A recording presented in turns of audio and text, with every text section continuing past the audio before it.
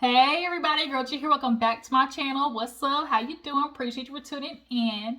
Now, I know I'm a little bit behind on this review for Love and Marriage Huntsville, but y'all, part 3 actually really wasn't that eventful. It really didn't give us that much. Of all parts of the reunion shoot, part 1 really was where it was at. Part 1 and half of part 2 was banging. I feel like we definitely missed a couple of opportunities to talk about certain things, but it is what it is. We'll just talk about part 3 and what they gave us, what Miss Destiny and her little lackluster self gave us. And we'll just go from there. Y'all see your girl's hella comfortable right now. Hella comfortable today. We're doing nothing but snuggling up. Because last night your girl got a visit from Lady Red. Ladies, y'all know what that means. I got a visit from Lady Red. So your girl ain't doing shite today, okay? I'm trying to do as minimal as possible and stay as comfortable as possible. So I'm gonna keep this robe on. I'm gonna keep my beanie on because I ain't got no hood. I really want to get a robe with a hood. That's what I want. Or I want to get me a hoodie sweater dress. That definitely would be my next purchase when I upgrade from the robe. But nonetheless, until then, we comfy. Okay, we comfy until for the next 3 to 5 days. We staying comfy, all right? But yeah, let's go ahead and get to the part 3 of the reunion, you guys. Y'all tell me what you think about any of the parts, how y'all feel about Love and Marriage Huntsville so far, what you think about the future of Love and Marriage Huntsville, and we'll go from there, okay? So we basically pick up where we left off, which is Destiny and Melody. Destiny and Melody have really had this tumultuous friendship once these guys literally just kind of broke apart. Carlos, of course, asked Destiny, where she feels like, we pick up where we left off with asking Destiny about her future on Love and Marriage Huntsville, basically. Like, what to expect, what's going on, why you here, where your man at, why's a pillow next to you?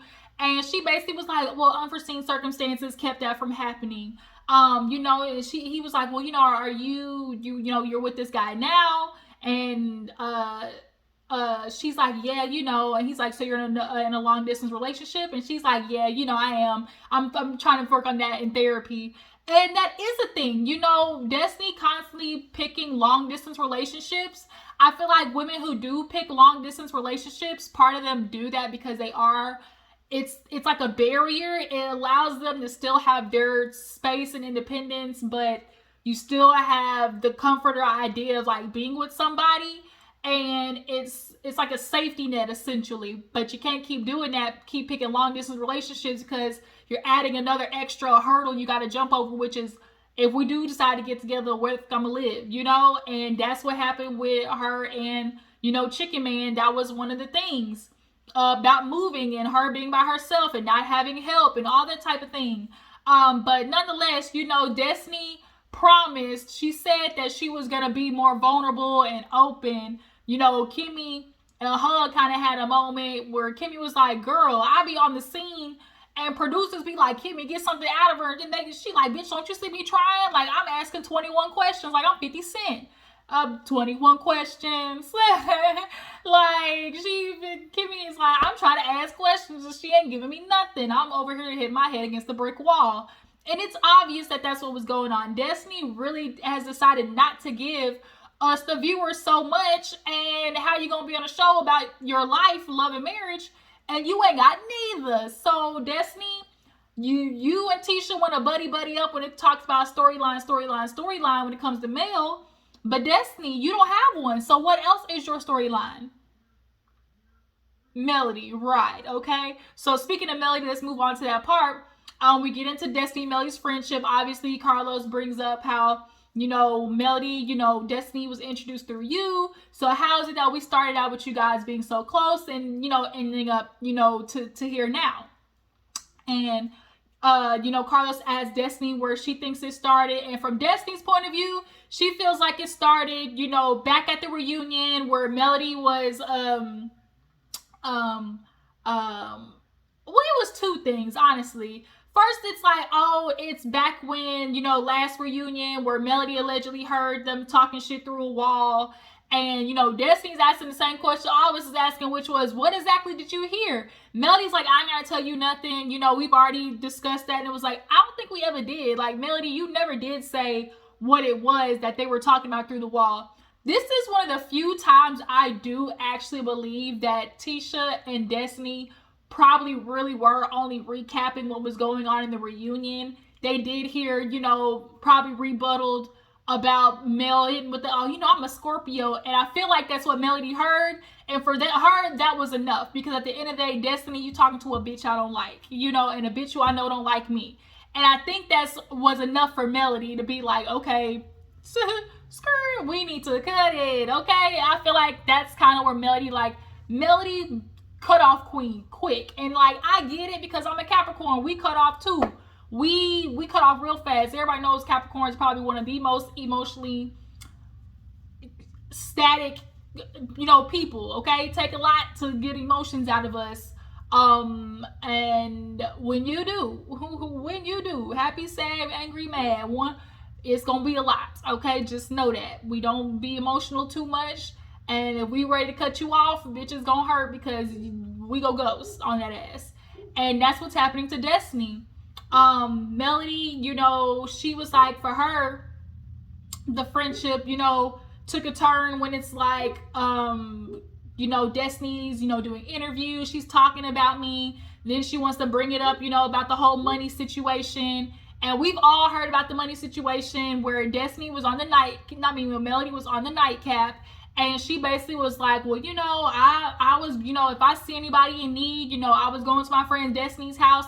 I saw, you know, a little pink slip from the utility and there was nothing else I needed to see.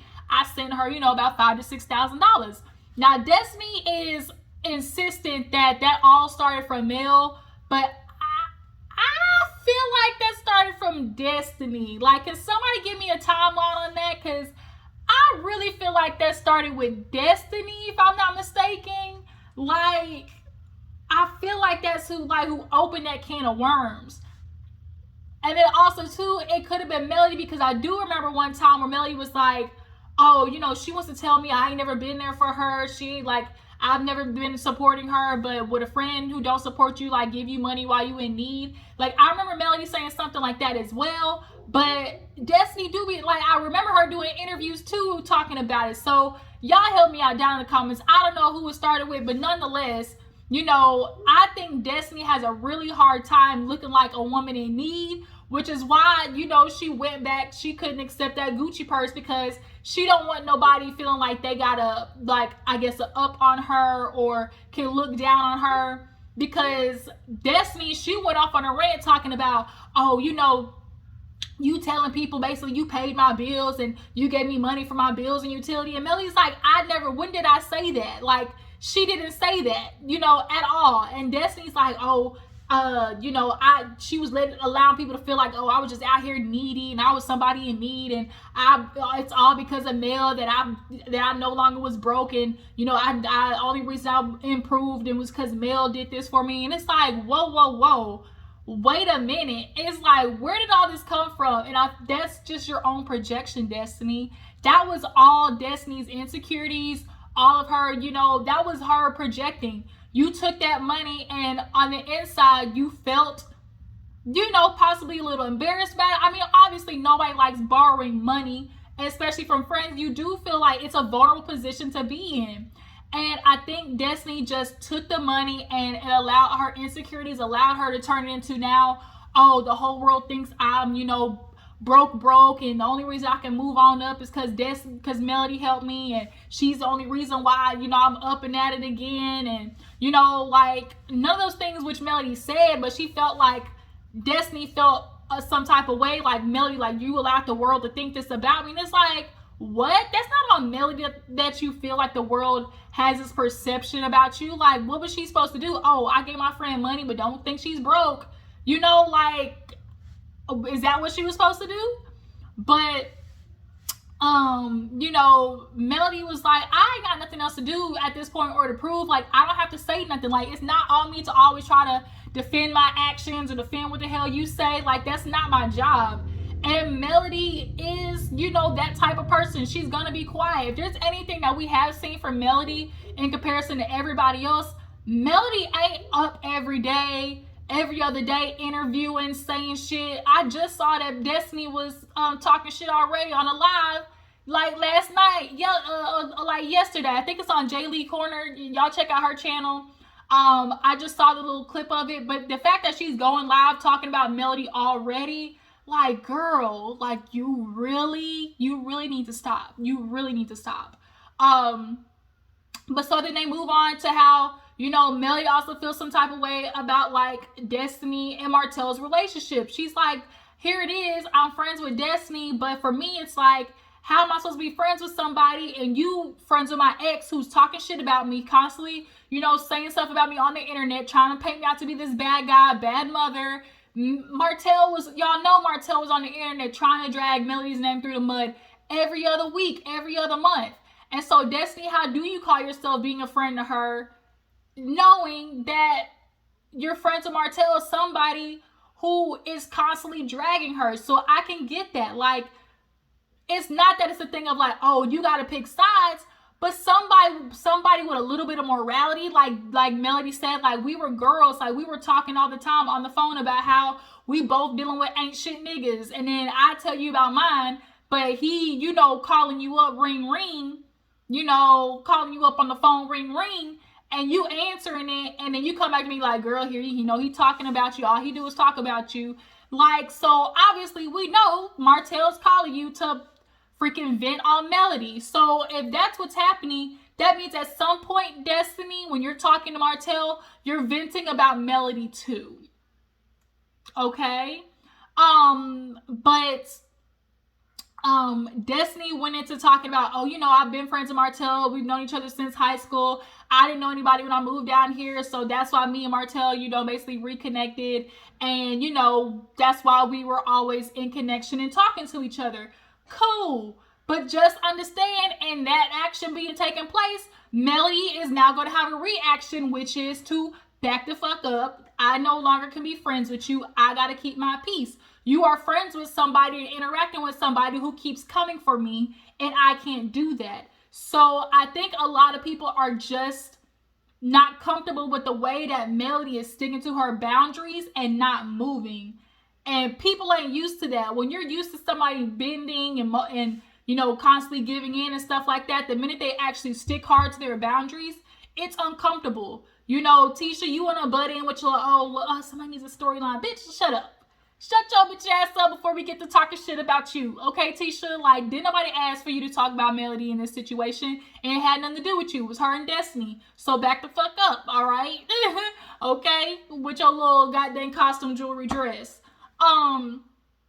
But, you know, here go Carlos asking Stormy about what she thinks about the two. She's like, honestly, I don't even know what's going on. I'm still kind of confused. You know, Destiny and Melody got a whole lot of history and, you know, issues that, you know, if you're really true friends, you can get over. Like, the point is to be able to fall out and get back together if you're really true friends. You know, me and Melody have never ran across an issue like that, you know, so I can't speak for, you know, that situation. But as far as they go, like, where do we go from here? I don't know. Like, that's up to them. Here go Martell. You need to retreat. You need to retreat because nobody's gonna really be truly friends with Melody unless she needs something from them. You know, she gonna drop you eventually. It's like something like that. You just need to back up because Melody's fake. And it's like, man, shut up. Melody had to get in his ass. Like, bruh, ain't nobody even talking to you. You trying to come over here talking about me? Okay, and it's like, oh, I'm supposed to be friends with somebody because I need somebody. Boy, don't nobody need you. Ain't nobody need you since I left your dusty ass with your ugly ass shoes. Everybody was kind of like, oh, yikes. Oh, Martell might want to scoot on back in your seat because then nobody asked for that. Then nobody asked for the 2 cents. But he talking about, oh, you need to retreat because she fake. Oh, that's why I can still be friends with everybody on stage. You know, that's why I still keep people in my life. Like, I'm able to forgive people because I want them to forgive me, you know? And it's like, no, the only reason you're still friends with these people on stage is because, 1, you need them. Okay, you got to film with somebody. And 2, you're doing that because at the end of the day, like, you ain't got nobody else to hang out with. You ain't got nobody else to do your dirt with. You're hanging out and you made up with them because you needed like you made up with them because that was your way of trying to help smooth things over on Marceau and Maurice's, end, because it all started with you and your dirt that caused their dirt to come out too. So it's like you tried to smooth it back over by making up with them, point blank period. But between Destiny and Melody at this point, Destiny gets asked, like, could you ever make up with Melody? She said no. Hard no. And Destiny is really speaking from a hurt place, because even in the show when she was like, you love me, right? Like, you love me, like, because we rock together hard. Like, if Melody would say yes, Destiny would say yes. The only reason Destiny is saying no because she doesn't want to feel foolish trying to reconvene a friendship with somebody who's like, no, I don't want to do it. So I think she's saying it like that. But Destiny, you're clearly hurt because you keep fucking with Melody, doing these interviews and talking about her. Y'all keep saying Melody's the one with y'all name Tisha and Destiny, y'all name her in your mouth, but who's the one constantly doing fucking interviews? Y'all talking about her on the show, talking about her. Like, we really need to reevaluate the situation here. But yeah, basically these two don't need to be friends. Don't even need to try to reconcile. Like, everybody needs to leave them alone because it ain't gonna happen. Not on Melody's watch. And then, of course, we got to talk about the hackeration. Another thing that made Melody uncomfortable was the fact that Destiny and Martell was all chummy. And she said, I don't know why they calling. She calling him 1 to 5 o'clock in the morning. And she's like, oh, you mean when you hacked his phone? But first of all, when she said call in the morning, both Martell and Destiny went like, huh? And the fact that they both went, at the same time, kind of low-key makes me feel like, oh, she on to something. Like, they both literally had the same reaction, which makes me feel like, did Melody just hit a soft spot? Because I think so. But Martell's like, anybody going, not this Martell. And it's like, oh, you talking about when you hacked his phone? It's like, girl, ain't nobody try to hack that nigga phone. He tried to hack mine. So basically what happened was there was numbers trying to reach Martell. And from my understanding, when they didn't reach Martell, they called her phone.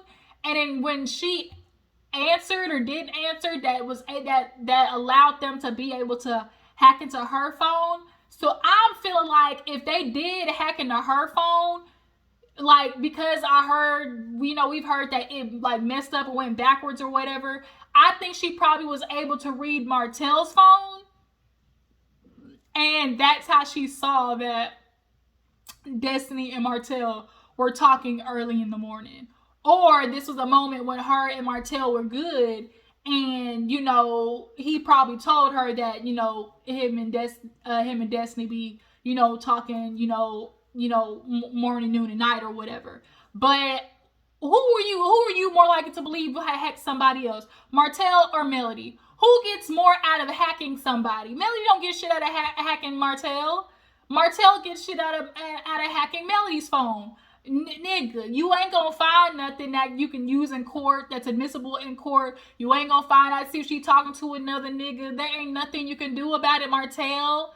So you just gonna have to sit back and, with your tail tucked between your legs and live your life and move on. Because that's what Melody's doing. But like I said, Destiny and Melody, it's a no-go. Let it be. These two heifers is like gonna do nothing but sling shots at each other.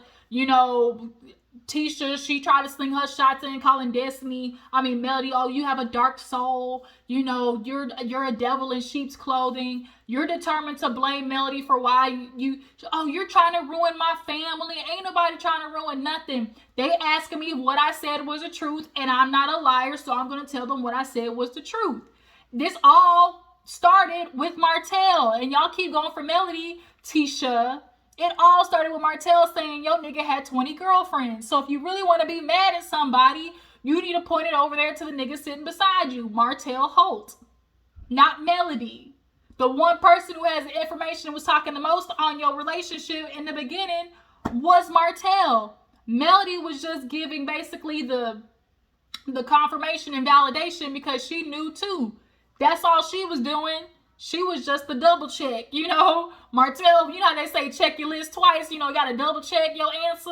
Martell was the first check and Melody was the confirmation. And she just didn't like the fact that Melody was confirmation because it's like, oh, bitch, you want to talk about your relationship as a woman, bitch, you're not gonna make mine like yours. Like, cause Melody, cause Tisha, her identity is farther into like the housewife marriage, you know, than Melody's is, because Tisha initially was just a housewife. So it's a little bit more ingrained in her to put value and more weight on that than Melody, if y'all can get what I'm saying. So for her, it's like, do not burst my bubble. You went across the other side and you're divorced, and everybody wants Melody to be over there broken down in tears, you know, wishing she's still married, all that type of stuff like that. But Tisha, you're not gonna get that out of Melody. Best believe not, okay? It's not gonna happen. Y'all can't break her down, and it's really sad that that's what y'all are trying to do. So we get to, you know, Martell and Melody, their little section, you know, the flashback of, you know, what the Holtz were and how good they were in Destin. Of course, you see Martell, he over there, you can just tell he just hurt.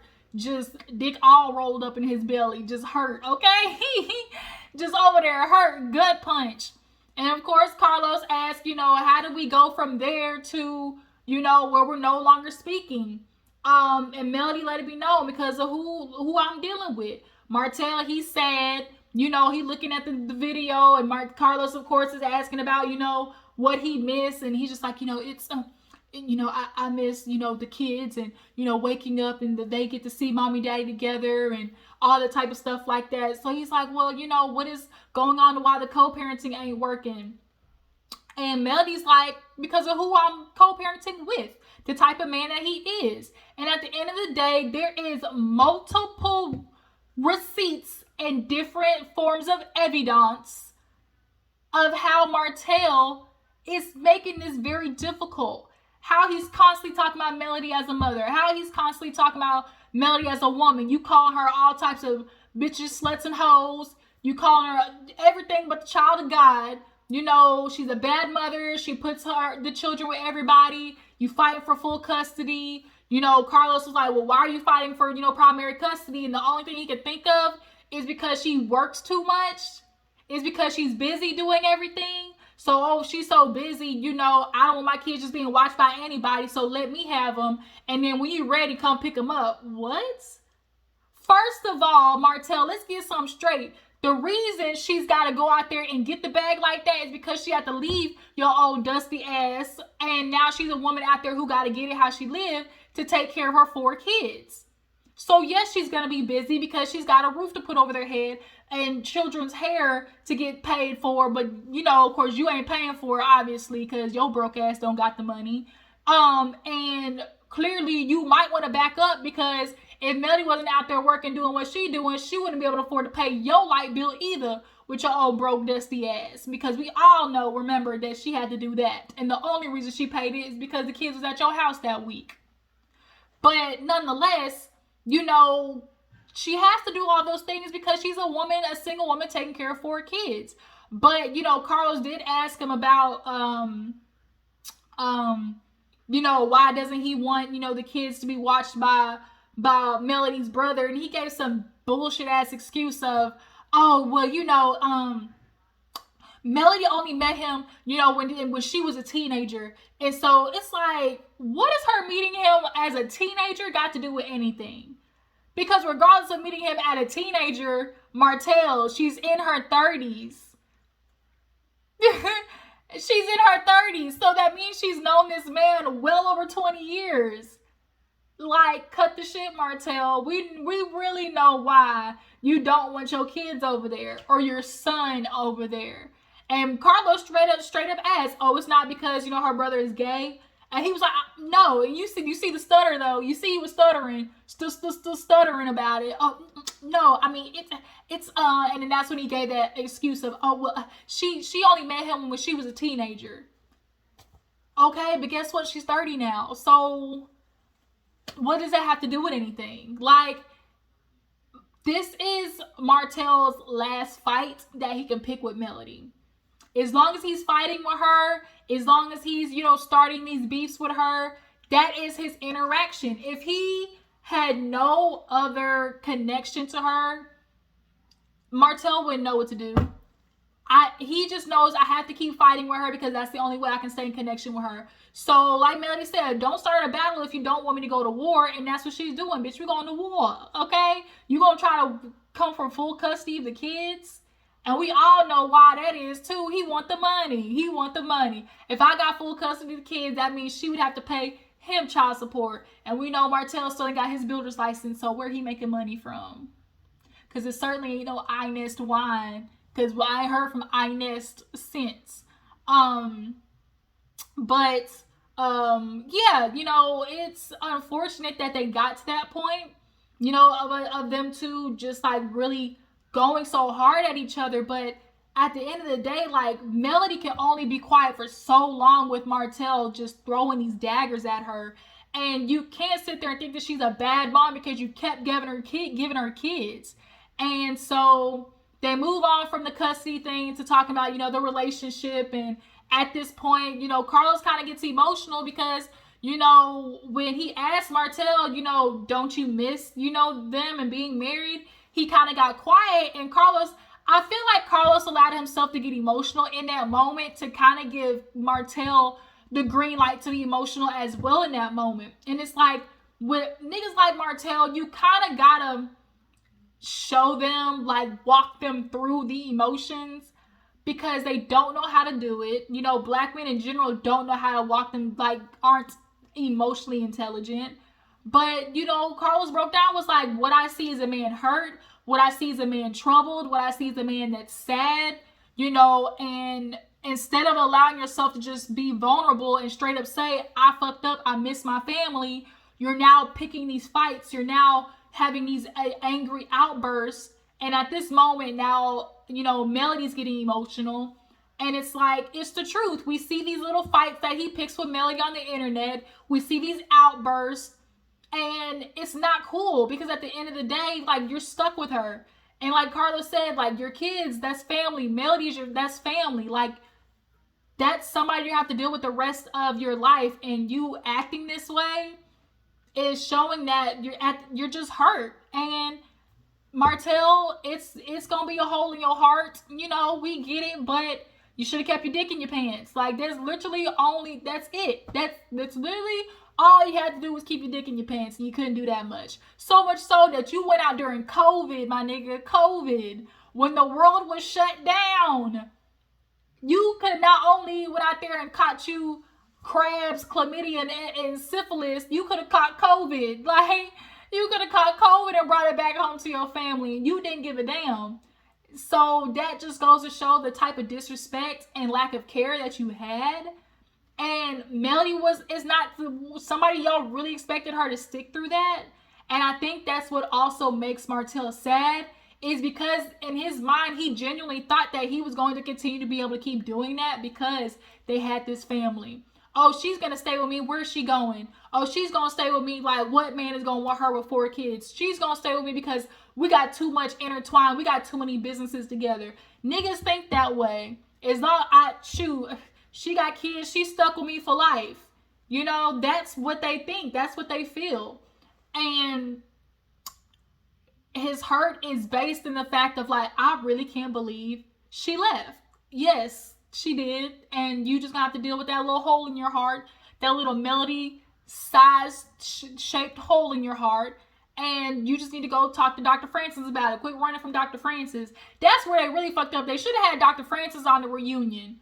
But nonetheless, you know, Melody and Martell segment, it's the same. Them fighting, talking about, you know, how they can't get along, how they can't co-parent, and what Melody's tired of dealing with Martell's ugly shoe ass.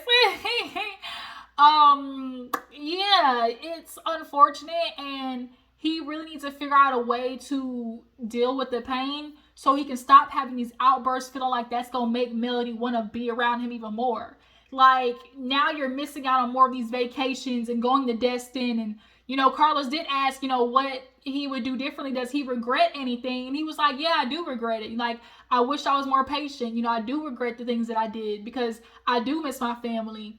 And Melody, Carlos was like, I do tell women, as you are a career, you also still gotta remember that your man wants to feel wanted. Is there anything that you would have done differently? She was like, I would have listened more. Not that I wasn't listening, but I would have listened more. I think Melody basically was just kind of saying like, I probably would have. She means listen more in the fact of like making Martell feel heard. But at the end of the day, like Melody said, I could have done everything. If a nigga want to cheat, he gonna cheat.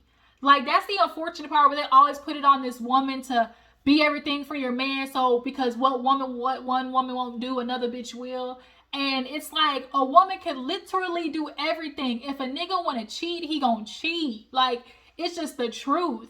So Melody was right in saying like, no matter what I did, it wasn't gonna be enough, because Martell was insecure in the fact that Melody was, leveling up. She's really the reason why Hold is booming. She's really the reason why, the business is going, because, nigga, you ain't got no builder's license. When we all found that out, the whole world stood still like, wait a minute. Nigga, you ain't got no license?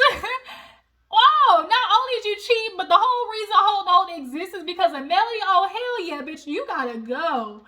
This nigga ain't giving you nothing. So we move on to Lewis and Tiffany. Lewis and Tiffany, basically, they didn't like the fact that Dr. Francis caught them on their bullshit. And Marceau, clinically fake. Lewis ain't like that. He's like, you gonna have to find a new joke.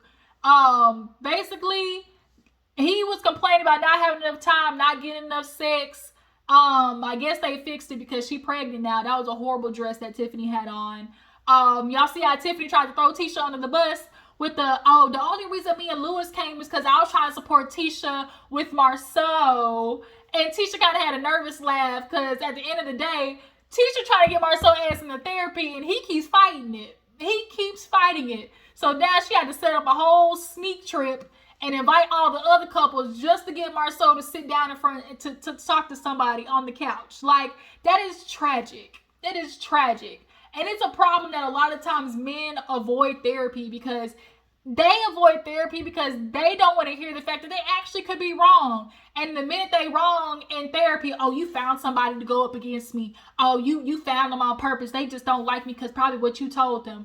Oh, it actually couldn't cross your mind that your wife actually might be right at something. Wow.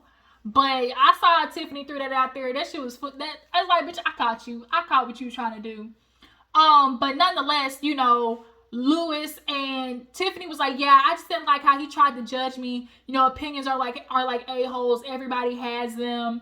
And it's like, here we go with that stupid line again. And it's like, was he judging you or was he giving you a, what's the word I'm looking for? Experience. Dang, what's the word I'm looking for? Experience. Expert opinion. That's what I was like. Yeah, or was he giving you an expert opinion? Like this is what he does. So it's not an opinion. He's making a judgment based off the information that y'all gave him, which is, bitch, you came to therapy and took a work call. And this clearly is something that y'all are constantly dealing with, which is you not making time for him. And once again, you didn't make time for him. So you're mad that he called that out? Okay, right. Lewis said they ain't got no problems because she got a baby. She 4 months pregnant. I didn't want to say nothing because, just because you gained some weight, I thought she was pregnant, but I didn't want to say that, you don't never want to guess. But they pregnant now. And we gonna see how that works out. Is this new pregnancy gonna cause them to now be back on Love and Marriage Huntsville? I probably could say like more in a friend capacity they'll be back, but not like as full time. I want Stormy and Courtney to come on full time. Y'all can just scoot Lewis and Tiffany off on to the side. So last but not least, we have Kimmi and her, obviously getting diagnosed with cancer and just how that was hard for her, but she decided to continue because, Black women in particular are diagnosed the most with breast cancer. And y'all know the Black community, they hate going to the doctor. I literally just having this conversation with my brother the other day. He's like, shit, as long as I'm healthy and I don't feel like I'm sick, I ain't going to the doctor. And it's like, see that shit right there? That's be the problem. But, she talked about how it's so fast. She was she did something in December, and by June, you know, she was diagnosed with cancer. It was that aggressive. And you know, just having something like that, it reminds you how short life is. And everybody, you know, she didn't think she was going to come back this season, but she needed this to be, you know, just a moment for other people to see, other humans to see. You know, maybe it'll inspire somebody to go to the doctor and get checked up. And if she saves one person, or at least, you know, gets one person to go up to get to the doctor, then she's done her job. And, you know, Kimmi, I love the outfit, the hair, but nonetheless, Kimmi was looking bad, okay? And nonetheless, it just goes to show, like, life is short, and you don't want to dwell on the unhealthy things. And that's kind of where the episode, like I said, it really wasn't that much, this reunion. It really wasn't. Overall, you guys, tell me how you feel about part 3. Tell me how you feel about Love and Marriage Huntsville in general. What do you guys think? Do you guys feel like Martell tried to hack Melody's phone? Do you guys feel like Destiny and Martell possibly were canoodling? Do you guys feel like Melody is wrong for, like, cutting off Destiny so quick, fast, in a hurry? Would you cut off Destiny if you were Melody? I feel like I would, because, bitch, you talking to my ex, and I know y'all talking shit, so why would I stay friends with somebody that I know is talking shit about me? Like, that doesn't work. And what do you guys feel about Tisha and Marcel? Y'all feel like Tisha ever gonna leave that nigga or not? I feel like she ain't. Like, it's not about breaking up your family. It's about, girl, just open. Look your eyes next time. Where are your antennas when your nigga is saying that he's in Atlanta with Chris, and Chris said, nah, bitch, I was only with him for 2 hours. I was done with that man by 4 o'clock. After that, don't put me in it. My name Bennett. Like, girl, where's your antennas? But you guys, Love and Marriage Huntsville, that's another season. Season 5 is a wrap. I need them to take a break. Just take a break. Take a break. And then come back next time. But y'all make sure to follow me on Instagram and Twitter. And I'm going to catch you guys later. Bye.